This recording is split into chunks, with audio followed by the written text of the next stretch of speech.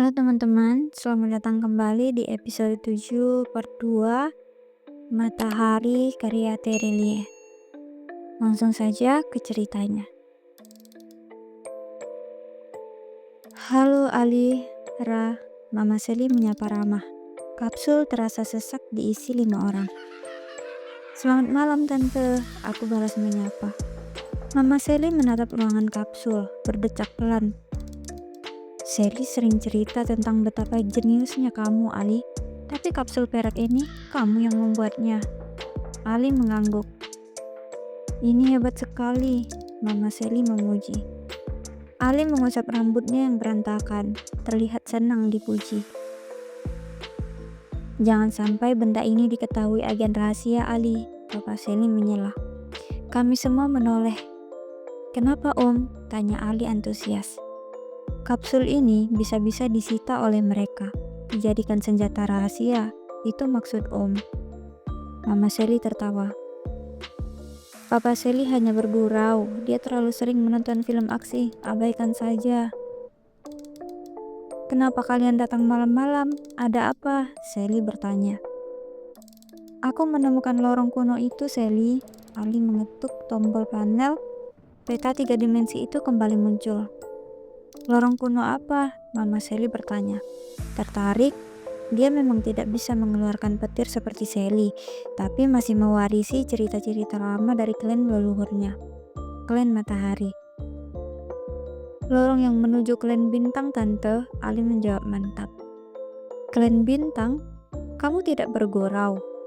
Mata Mama Seli membesar. Bukankah tidak ada yang tahu di mana klan itu berada?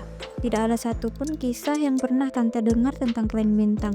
Tepatnya, penduduk klan Matahari hanya menganggap klan itu mitos dan legenda. Sama seperti sebelumnya di rumahku, 10 menit Ali menjelaskan cepat tentang hasil pemindaian Ili, membuat yang lain terdiam, menyadari fakta ada lubang berdiameter 6 meter menembus lapisan perut bumi hingga ratusan kilometer.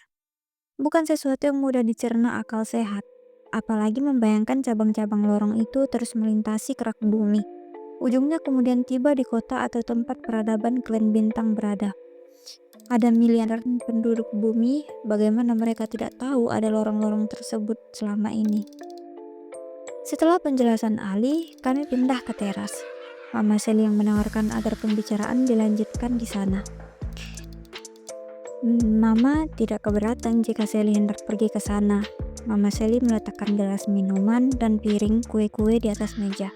Itu topik percakapan kami sekarang yang langsung serius. Seli mengangguk. Dia jelas ingin pergi ke sana. Keberadaan Ili membuatnya berubah pikiran, lebih percaya diri. Kami akan menaiki Ili menelusuri lorong-lorong kuno. Ili bukan hanya kapsul terbang atau mesin untuk mencegah Ali mendadak menjadi beruang. Ili juga memiliki mode pertahanan, sekaligus membawa logistik perjalanan. Kapanpun situasi menjadi rumit, Ili bisa segera kembali ke permukaan bumi. 2 minggu lagi sekolah kalian libur semester. Itu waktu yang tepat kalian berangkat ke klan Bintang. Mama Seli memberi usul. Aku lebih banyak diam, mendengarkan percakapan. Apakah aku ingin ke klan Bintang?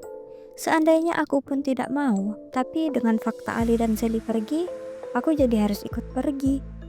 Kami sudah menjadi teman baik sejak pertualangan di klan bulan. Kami tidak bisa dipisahkan. Tapi bagaimana aku bilang kepada Mama dan Papa, meminta izin pergi 2 minggu? Apakah Mama bisa pura-pura mengajak kami pergi berlibur lagi, agar Raib bisa izin kepada orang tuanya? Seli seperti bisa membaca ekspresi wajahku dan memberi ide. Mama Seli menggeleng. Itu tidak bisa terus-menerus dilakukan, Seli. Tidak baik berbohong kepada orang tua, walaupun alasannya bisa dimengerti. Teras belakang lengang sejenak, menyisakan suara air hujan.